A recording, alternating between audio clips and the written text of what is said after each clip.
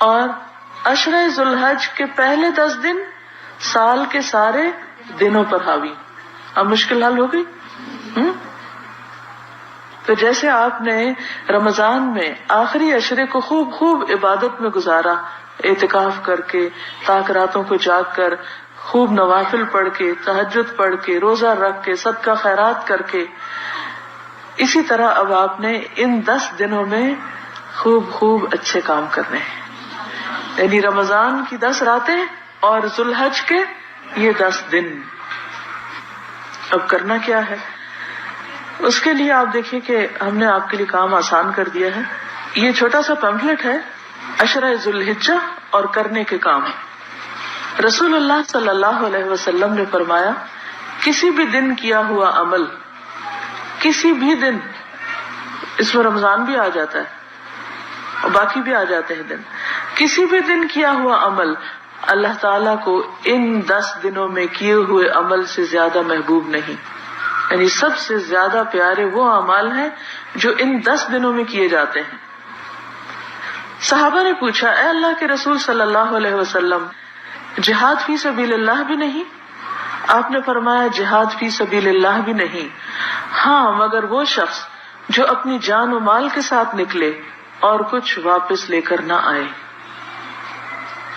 یعنی شہید ہو جائے. تو شہادت کا درجہ تو بہرحال شہادت کا درجہ ہے، لیکن اس کے علاوہ باقی کام جو ہیں وہ جو بھی نیکی کے ان دنوں میں کیے جاتے ہیں وہ سب سے افضل ہے. ان کا اجر و ثواب کئی گنا زیادہ بڑھ جاتا ہے. یہ سنن نبی داؤد کی روایت تھی. دوسری روایت ہے، کوئی دن اللہ تعالیٰ کے ہاں ان 10 دنوں سے عظمت والا نہیں، اور نہ ہی کسی دن کا عمل اللہ تعالیٰ کو ان 10 دنوں کے عمل سے زیادہ محبوب ہے. پس تم ان 10 دنوں میں کثرت سے تحلیل، لا الہ الا اللہ، تکبیر، اللہ اکبر اور تحمید، الحمدللہ کہو. اب آپ دیکھیے کہ تکبیرات تو دوسری طرف لکھ دی گئی ہیں. آپ کی سہولت کے لیے جو اس کے اندر کا حصہ ہے اس کو ایک چھوٹے سے چارٹ کی شکل دی گئی ہے. یہ ایک چیک لسٹ بھی ہے. انشاءاللہ تعالی گھر جا کر آپ اس کاغذ کو جس طرف سے چاہیں لگا دیں. کسی شیشے پہ لگا دیں تو دونوں طرف سے نظر آئے گا، ورنہ کرنے کے کام کی جو فہرست ہے وہ آپ سامنے لگا دیں، تاکہ ان کاموں کو اگر آپ کر سکیں تو انشاءاللہ یہ 10 دن اجر و ثواب کے اعتبار سے آپ پورا ان سے فائدہ اٹھا سکیں گے. کیونکہ ہوتا یہ ہے کہ ہم سوچتے رہ جاتے ہیں، پلاننگ نہیں کرتے.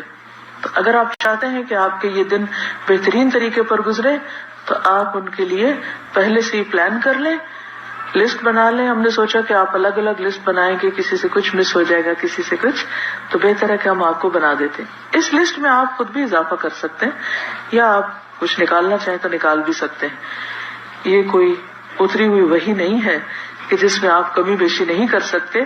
یہ مختلف نیکی کے کاموں کو اکٹھا کر کے آپ کی سہولت کے لیے جمع کر کے لکھ دیا گیا ہے.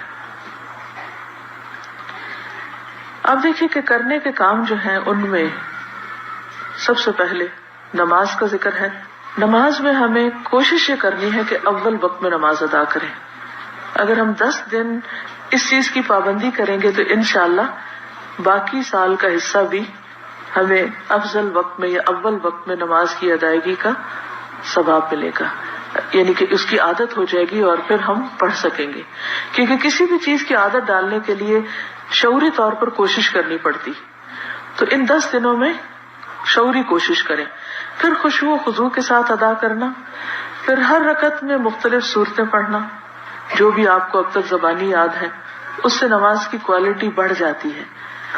کیونکہ جب آپ روٹین میں صورتیں پڑھتے رہتے تو پھر آپ تکلیف اٹھائے بغیر، سوچے سمجھے بغیر آپ بس پڑھ ہی جاتے.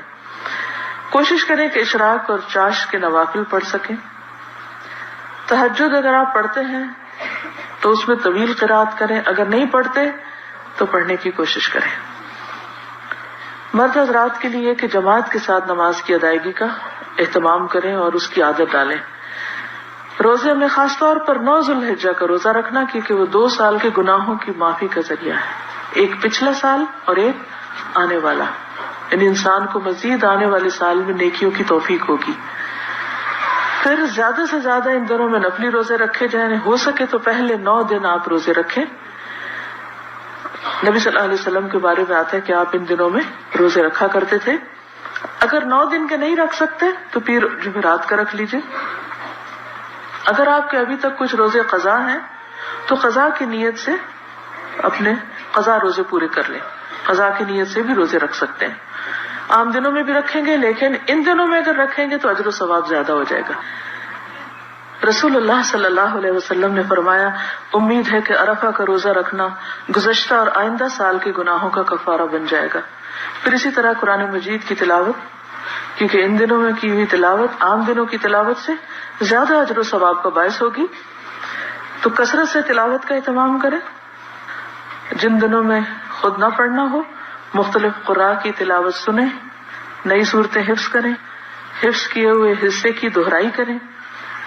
پھر قرآن مجید کا ترجمہ اور تفسیر پڑھنا یا سننا، اس کی عادت ڈالیں.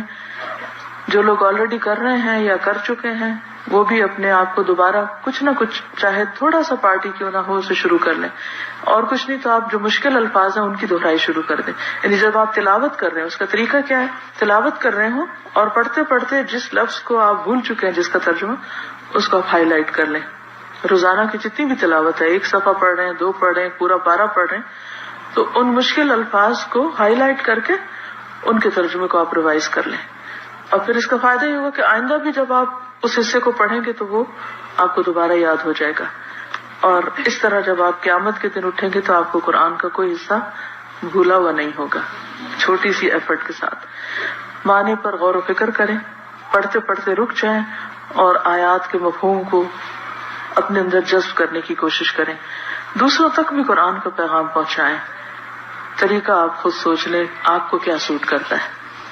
پھر ذکر اور دعا کا اہتمام، تحلیل، تکبیر اور تحمید کا اہتمام کرنا، صبح شام کے اذکار کی پابندی، استغفار اور ذکر کی کثرت، درود شریف، مقبول اوقات میں دعائیں مانگنا، جیسے اذان کے بعد اگر جواب دے کر آپ دعا پڑھتے ہیں اور اس کے بعد کوئی دعا کرتے ہیں تو دعا قبول ہوتی ہے. خصوصاً عرفہ کے دن جو لوگ تو حجاج کرام ہیں وہ تو بہت ہی لکی ہیں کہ وہاں دعائیں مانگ رہے ہوں گے، لیکن آپ بھی اسی وقت میں اپنے گھر میں بیٹھ کے خوب خوب دعائیں کر سکتے ہیں اور اللہ تعالیٰ سے ریکویسٹ کر سکتے ہیں کہ آپ ان پہ نظر کرم کر رہے ہیں، ہم پر بھی کر دیں اور ہمیں بھی معاف فرما دیں. پھر صدقہ و خیرات کا اہتمام، اگر زکوٰۃ ادا نہیں کی تو اس کی ادائیگی. اسی طرح چونکہ آپ کو اب چھٹیاں بھی ہوں گی تو گھر کی صفائی کر کے جو بھی چیزیں آپ استعمال نہیں کر رہے زائد از ضرورت ان کو نکالنے کا اہتمام. کوئی ایک چیز جو آپ کی بہت پسند کی ہو، چاہے کھانے میں سے ہو، چاہے پہننے میں سے ہو، چاہے کسی بھی طرح، اس کو اللہ کے راستے میں خرچ کریں، چاہے وہ ایک کھجور ہی کیوں نہ ہو. وہ چیز جو آپ کو ویسے کھانے میں سب سے زیادہ جو آپ کو پسند ہے، کیونکہ لن تنالوا البر حتى تنفقوا مما تحبون. پھر اسی طرح خصوصی طور پر قریب کے رشتہ داروں پر خرچ کرنا، والدین کے لیے کچھ بھیجنا، بیوی بچوں عزیز و اقارب پہ خرچ کرنا، یہ بھی اجر و ثواب کا باعث ہوتا ہے. بعضوں کے صدقے کا مطلب ہم سمجھتے ہیں صرف غیروں کو دینا.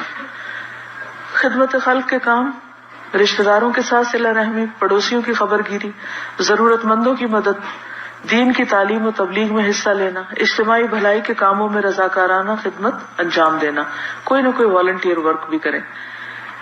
عید اور قربانی تک ناخن اور بال نہ کاٹنا. تو آج کل کا دن ہے آپ کے پاس، شاید ہفتے کو پہلی تاریخ ہو جائے تو اپنے ناخن بھی کاٹ لیں، بال بھی اگر ٹرم کرنے ہیں یا جو بھی اپنے آپ کو صاف کرنا ہے. اگلے 10 دنوں میں آپ جب تک قربانی ہو نہ جائے آپ پھر ناخن اور بال نہیں کاٹیں گے. پھر عید کے دن کی سنتیں جو ہیں اس کے لیے آپ کے پاس وہ ہوگا بروشر جس میں عید الاضحیٰ کے بارے میں یا عید الفطر کے بارے میں، تو عید سے متعلق جو چیزیں ہیں ان کو آپ پڑھ بھی لیجئے اور ان کا اہتمام کیجیے. اگر وقت ہوا تو میں کچھ چیزیں رکھے ہوئے ہوں اس کو بعد میں کر لیں گے. پھر عید کی نماز کا اہتمام، عزیز و اقارب سے ملاقات، اور قربانی اگر آپ کر رہے ہیں تو صرف اور صرف اللہ کی خاطر. جب اللہ کے لیے انسان کرتا ہے نا پھر اس میں لالچ نہیں رہتی کہ اس کا اتنا گوشت میں یہاں رکھ لوں، اس گوشت کو ایسے کھا لوں، ویسے کروں. بس آپ نے کر دیا اور اس کے بعد کوئی بھی کھا لے. لیکن اس کا یہ مطلب نہیں کہ خود نہ کھائیں، خود کھانا بھی سنت ہے، دوسروں کو بھی کھلائیں